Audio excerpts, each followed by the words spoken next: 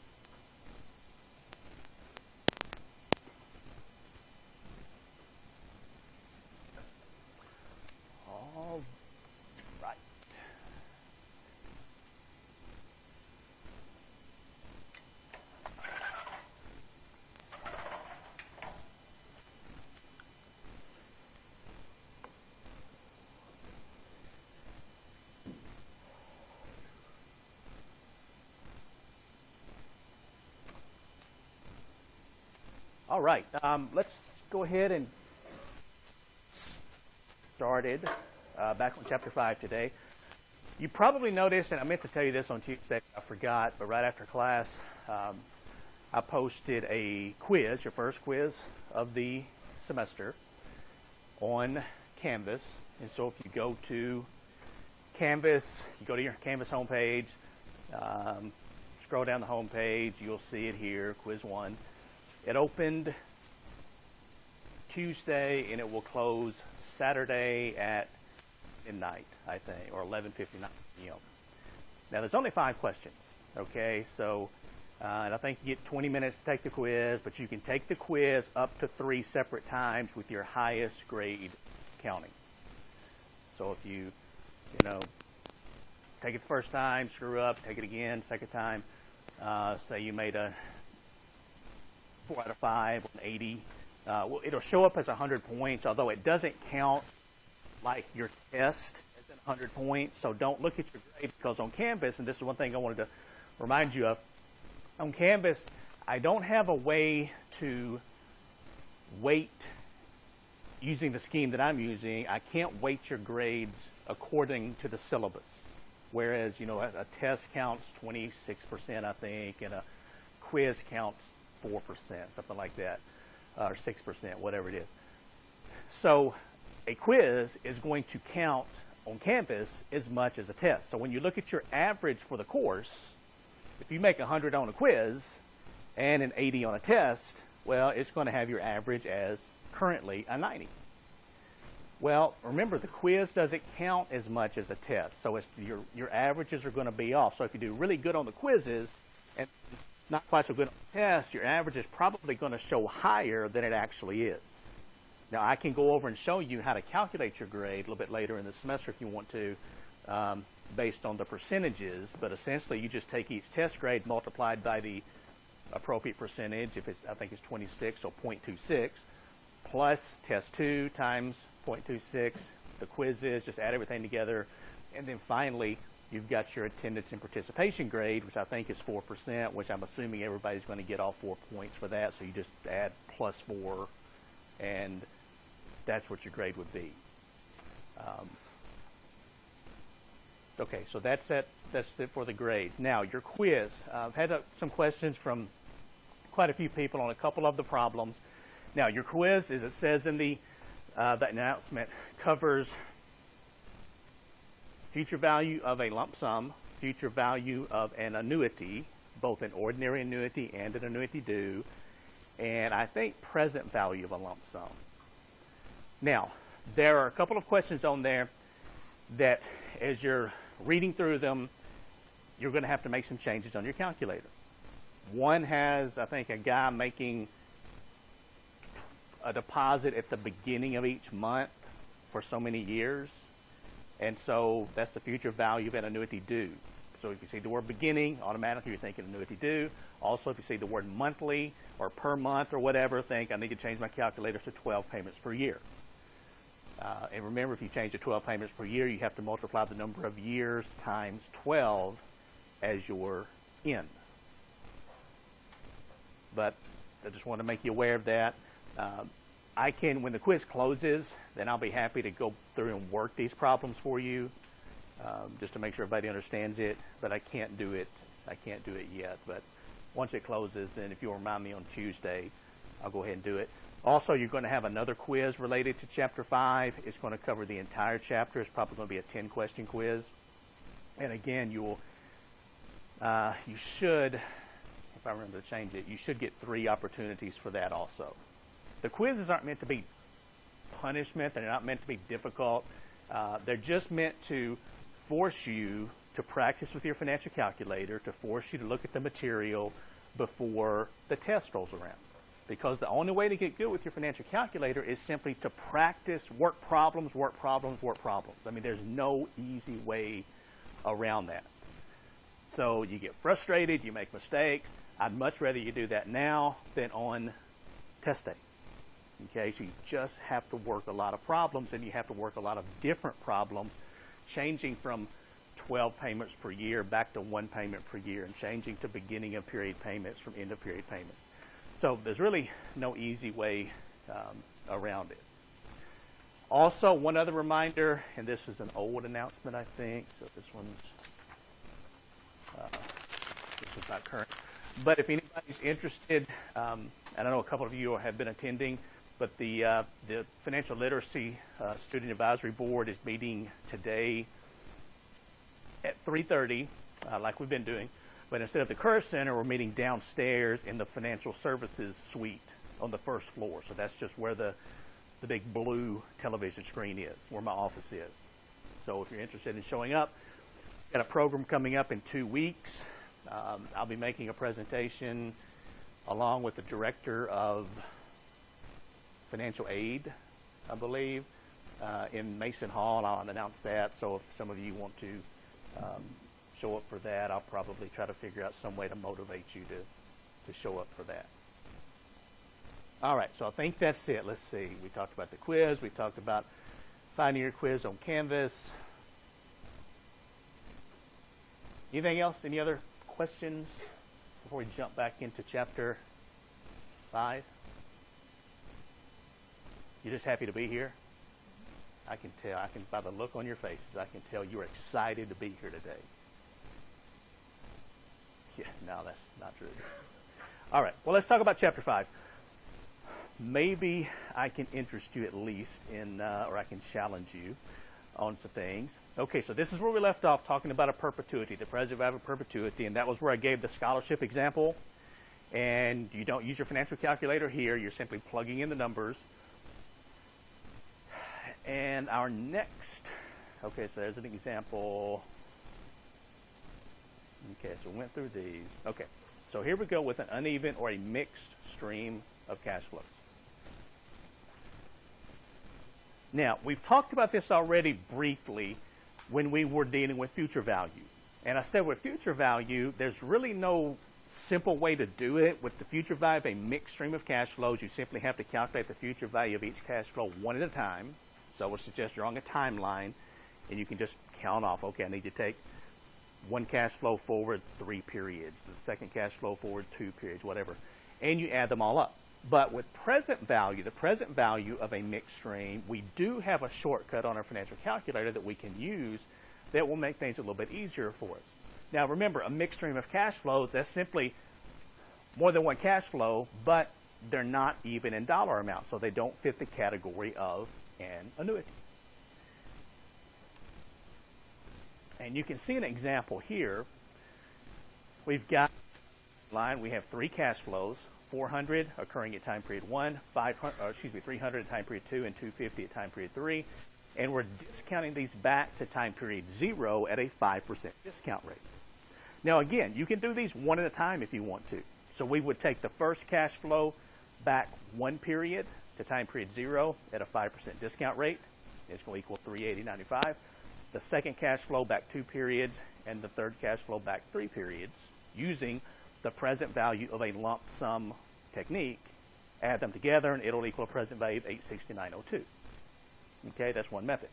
But another method that we can use, and there's your equation, Another method we can use is our financial calculator. Now, when you see this slide, I know already before you tell me, this goes against every presentation rule ever for making an effective presentation. Keeping it short, not many words, making it large enough to read. I mean, I know that, okay? What this is a step-by-step, key-by-key instruction for using your financial calculator to solve the present value of a mixed stream of cash flows. Okay, so this is not really meant for me to teach off of. It's meant for you to go back and read through if you need to have a step-by-step guide of, press CF, press this, press that. So I'm just going to go through an example of it and show you how to do it. But then if you forget it, you can go back and look at this. Okay? So let me see if I've got, okay. Now, now we're going to be using this example, the 400, the 300, and the 250.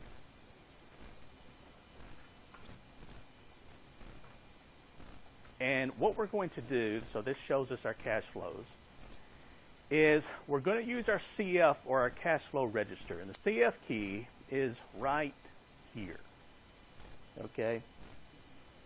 Between your second key and your NPV key, it just says CF. That stands for cash flow. This is called your cash flow register. So this is where you're going to enter each cash flow. So if you press your CF key, it's going to pop up. It's going to say CF0. So essentially what you're going to do is you're going to enter the appropriate cash flow at the appropriate time period. So this is asking for the cash flow at time period 0. And if you look at our example here, we do not have a cash flow at time period 0. The default is 0. So we're just going to leave it alone. Now, what we're going to do, if you see here, we've got up and down arrows. This means we can move around within the cash flow function using the up and down arrow keys. So you can't mess up. You're just going to take yourself back around to where you started if you start pressing the down arrow key or the up arrow key. Now we're going to press the down arrow key one time. And it's going to take us, and this is the cash flow at time period 1. So this is C01. And the cash flow at time period 1 in our example is $400 positive. So we're just going to put in 400. And then we're going to press the enter key. It tells you at the top of the screen you have to press the enter key to lock it in. If you do not press the enter key and you move past it, it's going to go back to 0. Okay, and that's one of the most common problems I see working with these types of problems. Now, once we're finished with that, we're going to press our down arrow key again. And it says F01. This is the frequency of cash flow 1. So it's saying how many times in a row does this $400 cash flow occur? And in looking at our example, it occurs one time. The default is 1, so we can leave it alone. If we wanted to change it, for example, if it was 4, we could just put 4 and enter. Okay? But it's not, it's 1. So I'll change it back to 1. And I'll press my down arrow key. And it's asking for cash flow 2. So you kind of see how this works. There's nothing really complicated about it. You just have to keep pressing your down arrow key, enter the right number at the appropriate time period until you get all your cash flows in your calculator. Cash flow 2 is 300. So we'll put in 300. Press the enter key to lock it in. Press your down arrow key again. The frequency, the $300 occurs one time in a row, so we're going to leave it alone. Leave it set at 1. Down arrow key again. Cash flow 3 is 250. And press the enter key to lock it in. 250. Now, if you want to, you can press the down arrow key again. You'll see the frequency of cash flow 3, which is 1. Now, if you press your down arrow key, what it's going to do is going to take you one cash flow into the future, and then it's going to take you back to where you started. So if we keep pressing our down arrow key, it'll ask for cash flow 4. We don't have a cash flow 4, okay? So it should be 0. And then I'm going to press my down arrow key again, and now it's going to take me back to where I started. So you can use your down arrow key to check to make sure that all of your cash flows are still in there where they're supposed to be.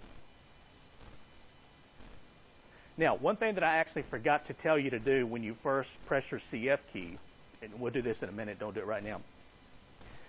Once you press your cash flow register, it's going to pop up as CF0. Now, the thing about this is, any cash flows that you put in there previously, unless you put cash flows right over the top of them, they're still going to be there. So let's say the last problem that I worked like this had 8 cash flows with it and not 3. Well, when I would have gone down to cash flow 4, it would have showed the last cash flow 4 from the last problem. And then it would have had cash flow 5, 6, 7, and 8. So when you press your CF key, it's good practice just to press your second, and don't do this now because you'll lose everything that you just did, but press your second and your clear work key in the bottom left-hand corner, just that, second clear work. That'll clear out any old cash flows that you might have in there. Okay? And we can practice this again later. All right, now, once your cash flows are in, the next step for the present values, we're going to press our NPV key. That stands for net present value. This is actually not a true net present value key because for it to be an actual NPV problem, we need a cash flow at time period 0, but we're just sort of tricking our calculator into thinking it's a net present value problem. So if I press my NPV key, it's going to ask for an interest rate or a discount rate. For our example, that's 5%. So I'm just going to put 5, enter. And now I'm going to press my down arrow key one time. And it says NPV equals, and it tells me at the top of the screen to press the compute key to come up with a solution. If I press my compute key, it tells me that the present value of those 3 cash flows is $869.02, which matches what we have here. Now, I realize that was kind of a drawn-out process, but once you do this, you're used to doing this. I mean, it will take you literally 15 seconds to work a problem like this. I mean, you just put the numbers in, NPV, interest rate, enter that, down arrow, compute. You're finished. After you press the NPV button, you'll put your interest rate in of 5%, and then press the enter key, and then press your down arrow key one time and compute. Now, for those of you using a scientific calculator, have you figured this? Because it will do this, and it actually does it pretty easily. You just have to enter the information in the correct order, because there is actually an NPV function on your scientific calculator. Has anybody figured out how to do this with a scientific calculator? Okay, there won't be a CF function. What you'll have to do is you'll have to actually go to, I believe, the NPV function. It'll say NPV, IRR, and if you press the NPV function, then you have to enter the cash flows in as they occur in the appropriate order. Okay, so is everybody getting the right answer here with this, the BA2 plus? Pretty straightforward. Okay, now again, this is the present value of a mixed stream. With the future value, we do that one at a time. Okay, but present value, you can use your cash flow register. All right, and then, for example, if I were going to work another problem, I would press my CF key, and then I would press second and clear work in the bottom left-hand corner. And then you'll notice if you press your down arrow key, all of the cash flows are gone. Cash flow number 1 is gone from our previous problem. And it'll just take you around, back around. And that's what all of this says. Okay? It walks you step by step through that process. So if you do get lost, you do forget what you were doing, whatever, just read through this. And also, if there are any other missing variables, and that's the great thing about your calculator is with formulas, you have to go through, if you want to solve for something other than present value, future value, you have to go through and algebraically solve for, in the formula, for N, or for the interest rate, or for whatever is missing. Whereas with your financial calculator, as long as we enter 3 variables, we can solve for the 4th. Now, let me give you an example of this really quickly.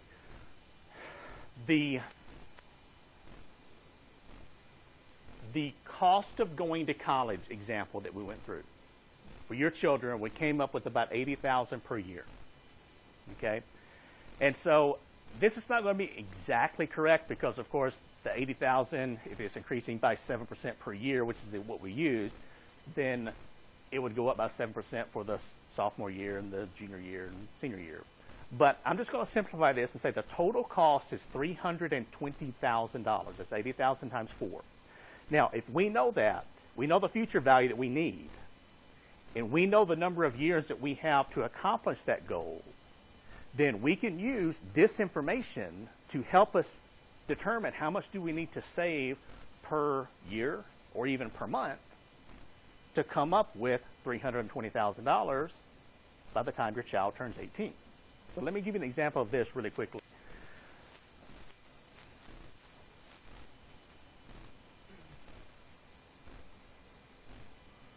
Okay, so here, the future value is $320,000. Again, we could do this per year, per month. I'm going to do it per month. Make it a little bit easier. So your N is going to be, we're assuming you start saving when your child is born, so it's going to be 18 years times 12 months per year, which is how much? 216. And then we need to know the I/Y, or what could you earn on your investment.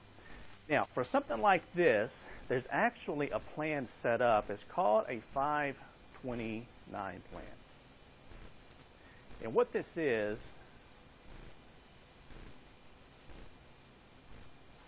simply a college savings plan. And the great thing about a 529 plan is you put money in, and the money grows. You invest it, it earns interest or it earns a return, and anything that it earns is tax-free as long as you use that money for educational purposes. So if you start investing when your kid's born and it grows for 18 years, you're going to have a significant return on that money, and that's going to be tax-free money as long as it's used for things like tuition, computers, books, anything education related. So it's a really, really good plan, and there's tons of 529 plans out there. Every state has one. Now, this is not a prepaid tuition plan. That's not what I'm talking about. Some states tried that a few years back, letting you pay for the tuition for your kid when they're 4 years old, and that was a complete failure for most states. Okay, so most of them have gone to this. And also, there's also independent 529 plans. So just because you go with a certain state doesn't mean that your kid has to go to college in that state. I'll give you an example of this. I've got two nephews, and one is 9 years old, one is 14 years old. And when they were born, I set up a 529 plan for each one of them. So for the 14-year-old, I've been investing for him for 14 years. And he has a significant amount of money saved up in his plan. And I actually went through the state of Alaska 529 plan. Now, that doesn't mean he has to go to college in Alaska. Okay? Now, if he wants to, which he won't, but if he wants to, there are some benefits to going to college in the state, typically, where the plan is located. But actually, the investment company, the T. Rowe Price, handles the investments. So there's a list of mutual funds that I can invest in, his money in. Some are really simple. Some are more complicated. I've invested pretty aggressively for him. But so he's going to have, a significant amount of money waiting on him when he graduates. Now, the thing about this is I didn't tell my brother or his wife, whose children they are, anything about this. They still don't know. Why wouldn't I tell me? And I'm not saving a lot of money per month. You can put away 50, 100, and it adds up over 18 years, especially if you can earn 9, 10, 12. I know one year I think I earned 22% or something on the account. But why wouldn't I tell myself?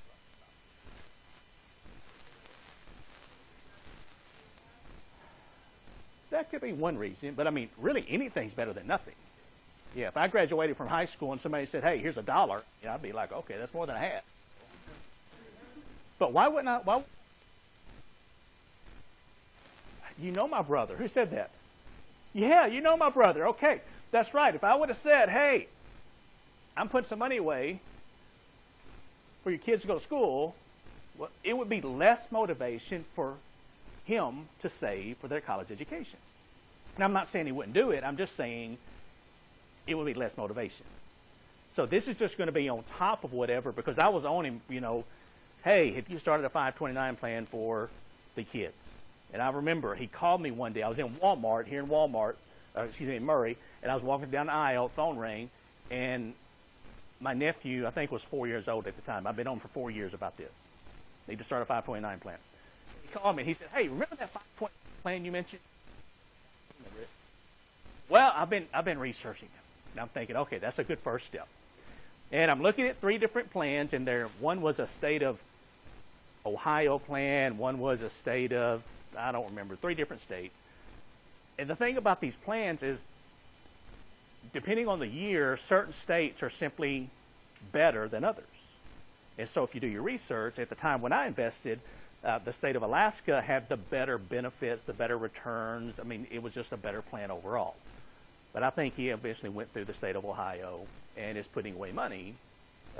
So, that's, if you go through a 529 plan, again, it typically, there's some qualifications. It has to be a family member.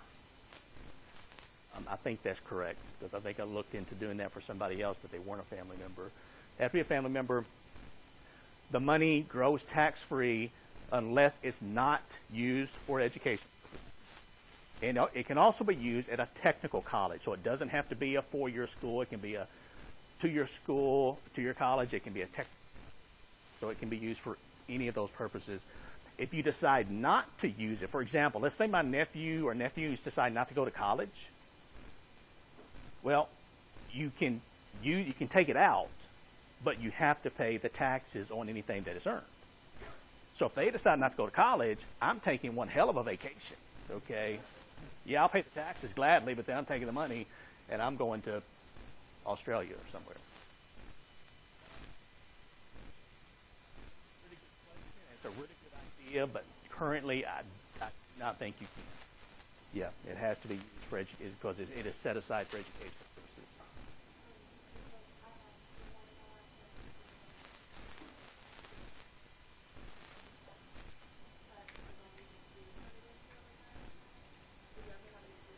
Okay, you can do that through the Alaska plan, or through. Okay, so without as much of a tax. Okay, yeah, I haven't looked into. I mean, I haven't considered that, so I haven't looked into that. But maybe you don't. Maybe you're not assessed one of the penalties, because there's 2 penalties that you're assessed when you would do that, and so maybe you're not assessed one of the penalties. Okay, yeah, I haven't thought about that actually, but no, I'm spending mine. Yeah, if they don't go to college, I'm spending it. I'm buying a new boat. I'm going on vacation. I'm doing something. Okay, but hopefully they will go to college.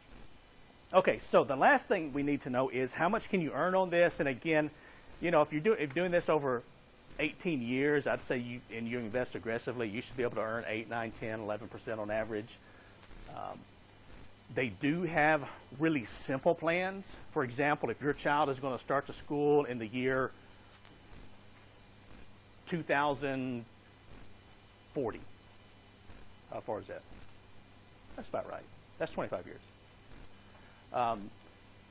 Then you can, they've got, for example, they've got the 2040 plan. That's not real complicated. You just pick the year your kid's going to start school, and that's what you invest in. And what happens is they invest really aggressively the first few years because you've got a long time left before you're going to need the money. But then as your child gets older and gets closer to starting college, then it starts shifting from mostly stocks to less aggressive stocks and bonds. And so by the time they're ready to start to school, they don't want all of your money invested in stocks, because what happens if the market drops by 30% that year? You lose 30% of the money you had setting in your account, and so it automatically takes care of this. So if you don't want to watch it now, I don't have mine invested in this because I don't mind looking in on it every so often, but if you're you just want to put money in and forget about it, this is what you would do. And again, it's really, really simple. So in this case, we know our inputs. What we want to know is the payment.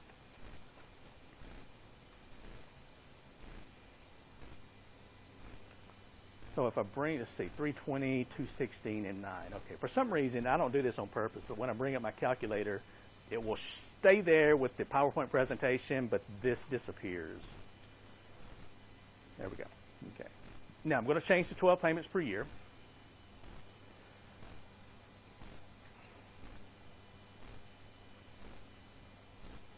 Then I'm going to go through my clear process.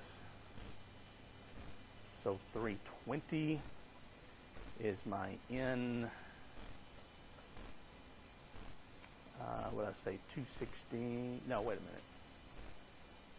Let me go through and clear this out again. 216 is my N.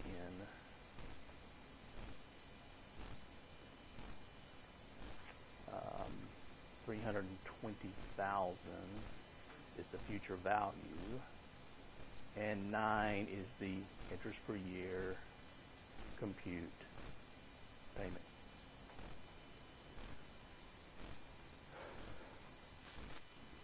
Okay, so this is still, this is saying that if you save $596 per month,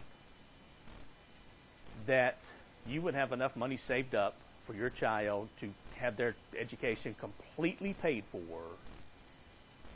in 18 years.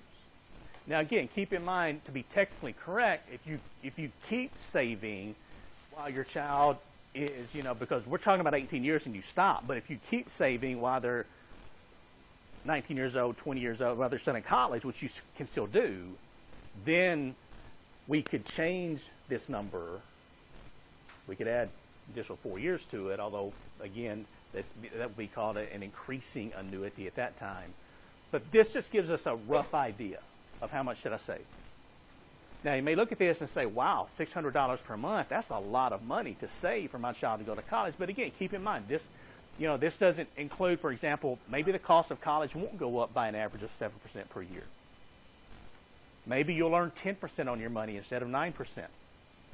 Maybe they'll get some money from the state or some scholarships, that type of thing. So, you may look at this and say, I can't set aside $600 per month, but I will guarantee you, if you just set aside $50 or $100 or $200 per month, it's going to add up and be pretty impressive when it's time for them to go to college. Okay? When you sit down, when they're 17 and they're in their spring semester, their senior year in high school, and you sit down with them and you say, okay, we need to figure out how to pay for your college education. It's too late at that point. It's too late. Unless you're counting on if they've got a really good ACT score, or they're really good at basketball or football or baseball or something, soccer. Okay, so does this make sense, sort of how we can solve for other variables? Now again, the negative here, the reason it's showing up as a negative is because this is money that you would invest each month, so it would actually be a negative cash flow to you because you're taking money out of your pocket and putting it into the, whatever it is, the 529 plan or whatever. And you could do some what if. You could say, well, what if I earn 10% instead of 9%?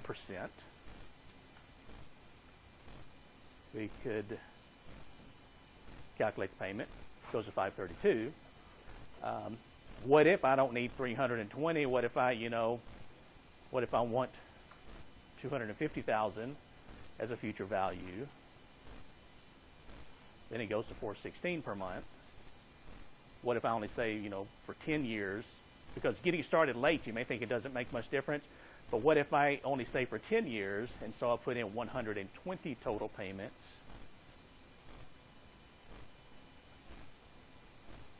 That's 250, and if I wanted to have the entire 320, waiting 8 years,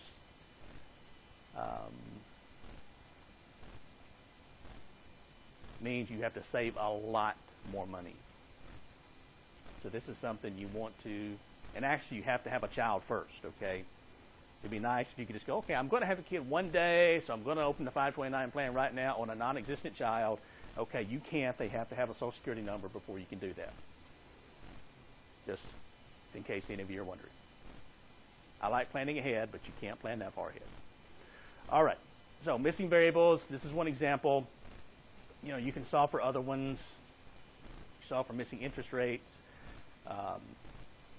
This is an example of that. Now, I do want to show you this really quickly because here, if you're solving for an interest rate, you have a present value and you have a future value. In this case, the present value is $78.35 and the future value is $100.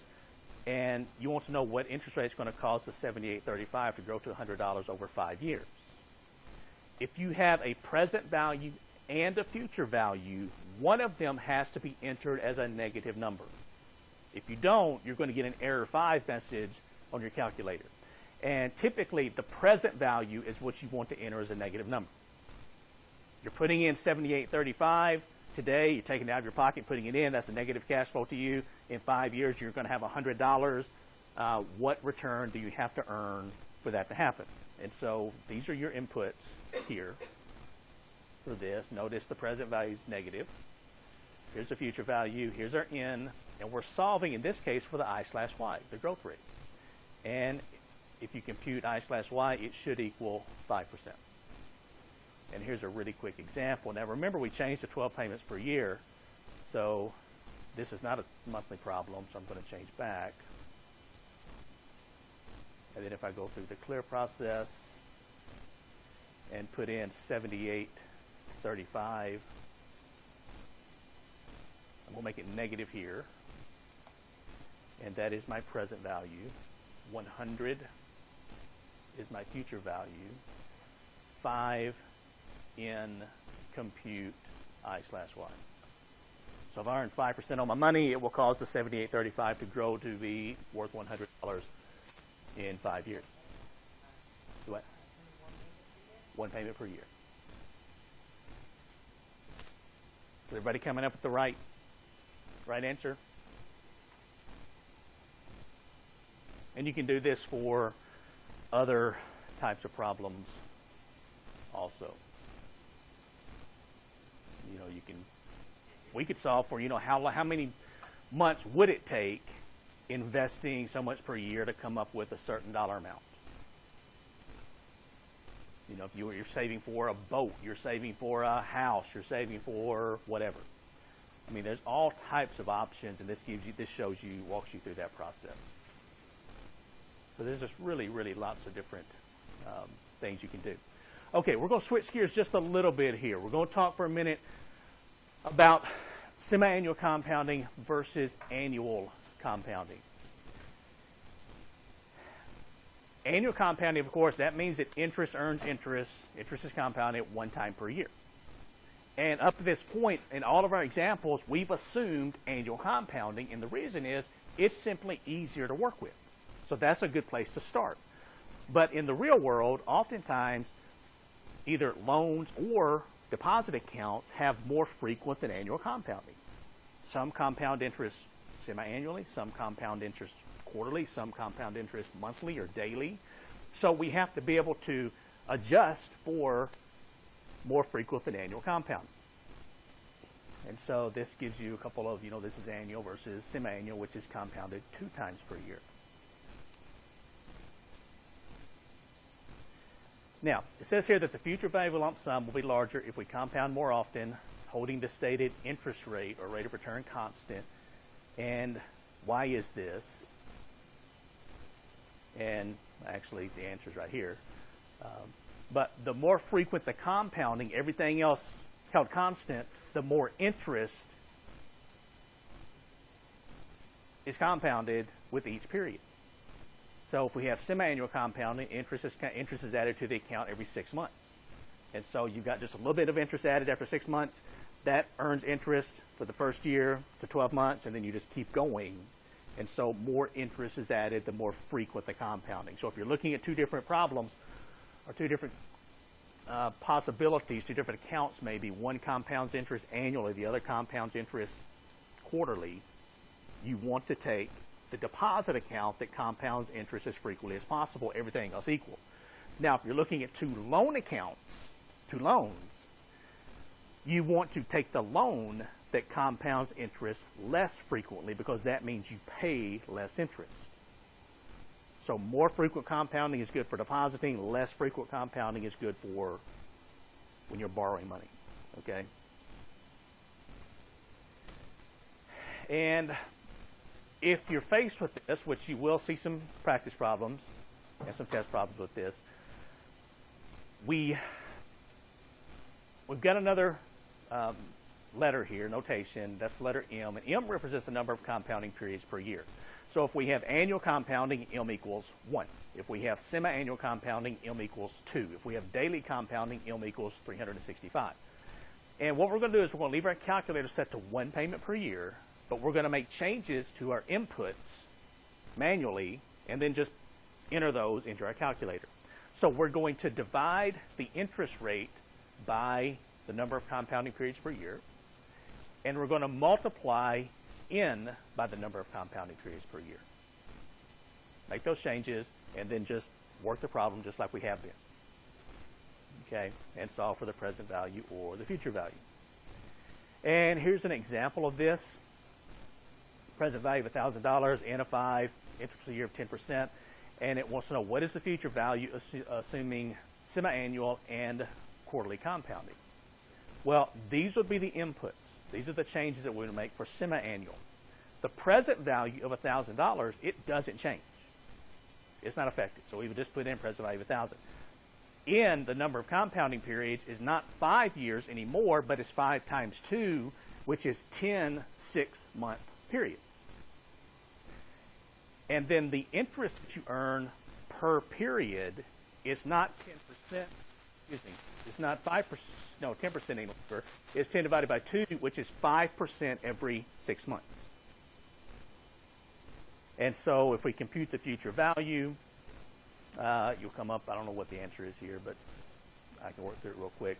And then with quarterly compounding, present value again is not affected. N is going to be 5 years times 4. Because quarterly compounding 4 times per year, which is 23-month periods. The interest rate is going to be 10 divided by 4, which is 2.5% every 3 months. And compute the future value. And I can go ahead and tell you, if you calculate both of these, the future value of the quarterly compounding is going to be larger than the otherwise equal semi-annual compounding because interest is compounding more often. And then also, if you get to a point in your book, and I think it will talk about something called continuous compounding, or if you see any questions or problems related to continuous compounding, you are not responsible for any of those. Okay, continuous compounding is more of a theoretical topic, and so I'm trying to keep this as real world as possible. So don't worry about the continuous compounding. Just skip past it. All right, so everybody good to this point? Everybody follow me okay? This is talking about different types of interest rates. There's 2 different types that you need to be aware of. One's going to be what's called the nominal rate of interest. The other's called the effective rate of interest. You need to know the definition of each of these. The nominal rate of interest is what's called the contractual rate of interest. It does not take into account the effects of compounding. So, for example, if your credit card says it has a 20% interest rate, well, that might be the 20% nominal rate. But if your credit card has monthly compounding or daily compounding, the effective rate is going to be more than the nominal rate. Because the effective rate of interest is the rate that you actually pay or earn depending on if you're borrowing or investing money. So it does take into account the effects of compounding. So this is the true rate that you're actually paying, the effective rate. And you need to be able to convert back and forth between the nominal rate of interest and the effective rate. Now, one thing that you need to know is if there's just annual compounding, the 2 rates are the same. The nominal rate will be equal to the effective rate of interest. But if you have more frequent than annual compounding, for example, semi-annual, quarterly, monthly, whatever, then the effective rate is always going to be greater than the nominal rate of interest because of compounding. Now, there's a formula that you can use. This is it. It looks kind of mean, but it's actually not that bad, really. What you're doing, you're simply, the nominal rate is also called the simple rate, so that's why that's listed here. And this is changing the nominal or the simple rate of interest to the effective rate of interest, the effective annual rate. So what you're doing is simply plugging in the interest rate here as a decimal. You're dividing it by the number of compounding periods per year, which is M. You're raising that to the number of compounding periods per year, which is M, and you're subtracting 1. And it's going to give you the effective rate of interest. So again, you can practice plugging that in. It's pretty straightforward. Fortunately, your financial calculator, and here's an example that shows you with 10% how you're doing that. So here's the 10%. Here's our semi-annual compounding per year. M is 2. Here's our M minus 1. It's pretty straightforward. Okay, pretty simple. But you can also use your financial calculator, and again, this is the step-by-step process in case you forget how to do it, to convert from the nominal rate of interest to the effective rate of interest. So let me show you how to do that. Let's see. Let me go back to this example. Okay. If you bring up your calculator, you will see right above the number 2 key, it says ICONV. That stands for interest conversion. So this is your interest conversion function. So we can convert from a nominal or a simple rate of interest to an effective rate of interest. So if you press the second key and then press the number 2 key, and again, this is where you probably at this point you want to press your second and your clear work button in the bottom left-hand corner, just the second and clear work button. That'll clear out any old inputs that you had within this function, just like with the cash flow function. It asks you for a nominal rate of interest. And in our example, the nominal rate's 10%. So we're going to enter this as a whole number. Now in the formula, it's a decimal, but in our calculator, it's a whole number. So 10, enter. Press the down arrow key twice. I don't know why you have to press it twice, but you have to work that way. This is the compounding periods per year, C/Y. So this is your M. So in our example here, M is 2, semi-annual compounding. So we'll just put 2, enter. Now you're going to press your up arrow key one time, and it says the effective rate equals, and you have to press the compute key to come up with the effective rate of interest. And so what this is saying is, if a contract says you're going to pay 10% interest, but your interest is being compounded 2 times per year, you're actually paying 10.25% interest on that loan, or earning 10.25% interest on that deposit. And you can see the effects, the more frequently, and this will show you what we were talking about, the more frequent the compounding, the larger the difference between the nominal rate and the effective rate. So if we go back and put, for example, monthly compounding, so 12, and then go up and press compute, you can see the effective rate gets further away from the nominal or the simple rate of interest. And if we go to daily compounding, which is 365, enter, you can see that there's a fairly significant difference. And that adds up, especially if you have a credit card where you're just making the minimum monthly payment, and that interest keeps adding up and adding up and adding up. And most people don't understand this. They don't read this. This is what's in the fine print of your credit card. When you get your credit card, there's all that paperwork with it in really tiny print. And that's the stuff you throw away so that you can rip the number off of your credit card and call it and activate it as soon as possible. And then sign the back and then go buy something. Okay? All of that little print, that's tiny print, that's important stuff. Okay? You need to read that because that tells you exactly how your credit card is calculating interest. All right, so now related to interest and related to credit cards, let's talk for a few minutes about loans. And I think this is probably one of the most important parts of this entire class, is learning how to calculate loan payments, understanding how loans work, because you're going to be borrowing money for a lot of things. Buying a car, buying a house, Some of you already have money borrowed in terms of maybe student loans or a car loan. And I mean, you can finance just about anything you want to finance. Boats, motorcycles, ATVs, cars, trucks, vacations, I mean, anything. I'm not saying it's a good idea. I'm just saying you can. And so if you understand how loans work and how compounding of interest works, maybe that will help you to make better decisions in terms of, do I need to borrow money to finance a certain product? Now, typically, when you borrow money, there's a couple different types of loans. One's called a single pay loan, which means that when the loan comes due, you simply pay back the entire amount that you borrowed, which is called the principal, and any accrued interest. Interest is what you pay to use somebody else's money. But most loans are what's called amortizing loans. That means that you have, for example, a monthly loan payment. So normally car loans are amortizing loans, student loans are amortizing loans, home loans are amortizing loans. And with an amortizing loan, when you make a payment, typically if it's a fixed rate loan, your payment doesn't change. It stays the same each and every month. But the portion of that total payment that goes to principal, which is how much you borrowed, and the portion of that payment that goes to interest, which is what you're paying to use somebody else's money, changes with each payment. So with each payment you make, more of the total payment goes to principal, less goes to interest.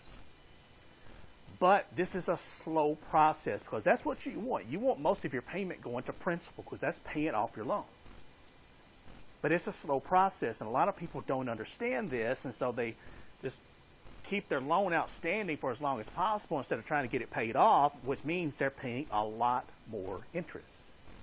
And we'll go through this, and you can see this. There's also, you can type in amortization table in any search engine, you'll come up with 500 of them, but it'll do this for you. But we can actually on our calculator also calculate an amortization table. Okay, now this is how you calculate a loan. Again, we need three inputs. We need the amount that you borrow. That's called the principal. That's the present value.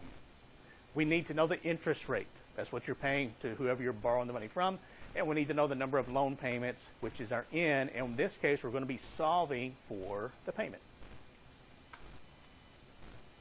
And typically, your calculator is going to be set on one payment per year or 12 payments per year. And if the loan is due monthly, then we're going to press our second I/Y and change to 12 payments per year. All right. So let's buy a car. How many people have bought a car and financed it with a car loan? Anybody in here done that? So a few of you have. You've gone through that process. Okay. And that can be somewhat intimidating to some people because cars are expensive. And you're going to be paying for this car for the next 3, 4, 5, hopefully not 6, 7, or 8 years, although you can finance cars for 6, 7, or 8 years, but I'll explain in a minute why that's a bad idea. But in this case, we're buying a car. Let's say it's a $20,000 car. We have a $5,000 down payment, okay? And that's a good thing. That's really how a loan should work. You should have some of your money to pay down. Now, most banks and most car dealers who finance cars, they typically, a lot of times, will let you borrow the entire amount of the cost of the car. And sometimes they'll even add stuff in, like the first 6 months of interest. You can borrow that. That's not a good idea. Because remember, a car is a depreciating asset. It's going down in value every single day. So unless it's something like a 67 Camaro or a 56 Corvette, something that's going to go up in value, like a collector car, then just a car you drive every day goes down in value, and brand new cars are the worst. Typically, a brand new car, the second you drive it off the lot, will drop anywhere from 15 to 25% in value. The second you drive it off the lot. I hear some people say, I heard somebody the other day say, it's about time for me to invest in a new car. If you think that an investment should drop 15 to 25% the second you drive it off the lot, you need to come see me, okay? We need to talk about the concept of investing. As we go through these examples, I don't want you to take it as new cars are a bad thing. I'm not saying that. I mean, you have to spend your money on something. And for some people, it's a new car. That is just their thing. They like the new car smell. Every 2 or 3 years, they trade their car in and they get a new car. And that's the thing. And there's nothing wrong with that as long as you understand what's happening. But it's those people who just say, hey, I want a new car for the hell of it. And they don't understand how much they're going to lose the second it becomes a used car, because when you sign that title, it's a used car. I don't care if you've owned it for 2 days. It is now a used car. And so the people who don't understand that, they can get themselves into trouble because they finance it for a long period of time. It loses value very quickly, and they're suddenly upside down on their car. That means they owe what it's worth. So let's look at this example. We're buying a car, $15,000. So, okay, this is a really simple one. This is actually 3 equal annual loan payments. So N is just going to be set to one payment per year, and N is going to be 3. This is actually too simple, but we can work through this. Okay, so I'll just bring up my calculator here. All right, so let me check my payments per year. It's set on 1, which is where it should be. Second, clear time value of money. Second, clear work. $15,000 is the present value, PV. 8 is my interest rate, and 3 is my N. And I want to compute the payment. So to pay off this $15,000 loan, because remember, it's going to accrue interest, your annual payment is going to be $5,820 per year for 3 years. Now that's a really simple loan. Let's do something a little more realistic. Let's buy a car that has a monthly payment. So in this example, you want to purchase a $25,000 car. You're going to pay $5,000 cash as down payment, or you may have a trade-in that's paid off and it's worth $5,000. Your interest rate is 7% per year. You're going to finance the car for 4 years or 48 monthly payments. So in this case, let's see, what's that? 20,007 and 48.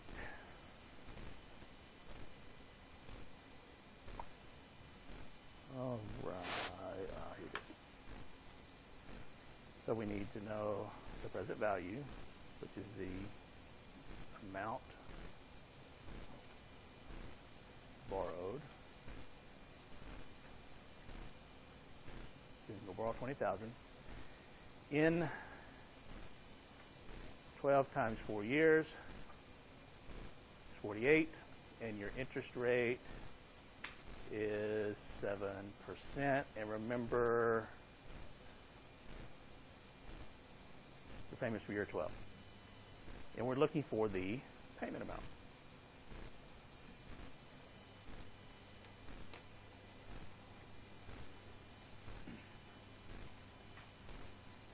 All right, so in doing this, I'm going to change my calculator to 12 payments per year.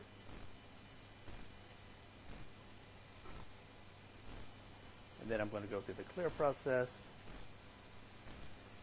And 20,000 is my present value, how much I'm borrowing.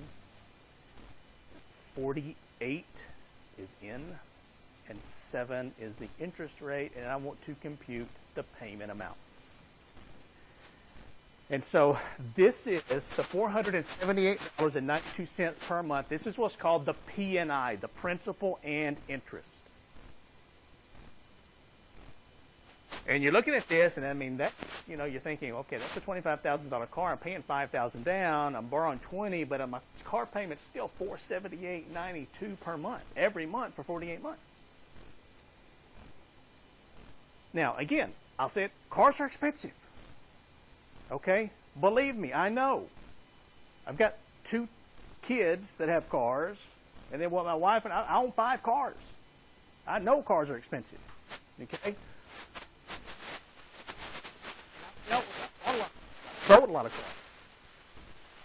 And there's sort of an art form to getting the best deal when it comes to a car. Now, I will tell you, I talked about new cars earlier. And as I said, there's nothing wrong with cars. But I will tell you, I'm being completely honest, I've owned a lot of cars. I have never, ever owned a brand new car. I probably never will own it. There's nothing wrong with it. It's just that $10,000 or $15,000 that I'm going to lose on that new car when I drive it off the lot, I'll spend that on a bass boat or an ATV or a motorcycle. I mean, I'll spend it. It's just I choose to spend it on something else. But if you like new cars, nothing wrong with it. The brother...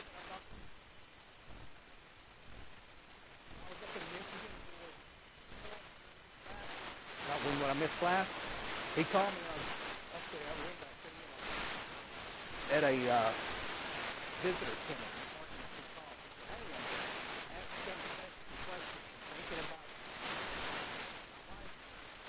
We need to. He had to work hard. His work. Think about getting rid of that. He was advice on what to do with car. And so I went through some scenarios with him. Doing this, doing that, how to minimize his monthly payment. He's got a kid that's going to be starting at college in 4 years. You need to think about that. But none of them involved a new car. Well, what is this? Thursday. Monday night. My wife was on Facebook. We're old, so we're still on Facebook. She is. I'm not. But she was on Facebook, and she said, "Hey, did you know that your brother got a new truck?" Well, that's cool, So she showed me a picture of it. It's a nice black Dodge. It's a really truck. So what year model is it? She said, "I don't know. It doesn't say." I said, "Okay. Well, it's a really good looking truck." I'm thinking it was a new body style, so I'm thinking it was 2012, 2013. So I called him the next day and I said, "Hey, I saw a picture of your new truck. It's really sharp." He said, "Yeah, it's the new Eco Diesel 1500. He said, "I got 32 miles per gallon on my trip to wherever he went that day." I'm like, "Man, that is great." I'm like, "Dang, an Eco Diesel. Didn't know it just came out in 2015. He said, "Oh, yeah. Talk about brand new cars." He's like, "Yeah, it's brand new." I'm like, "All right, congratulations." I didn't say anything. I wasn't big brotherly.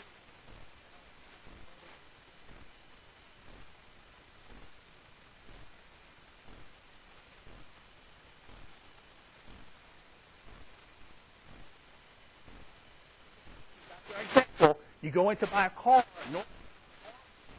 your car dealer, or you have family in the car.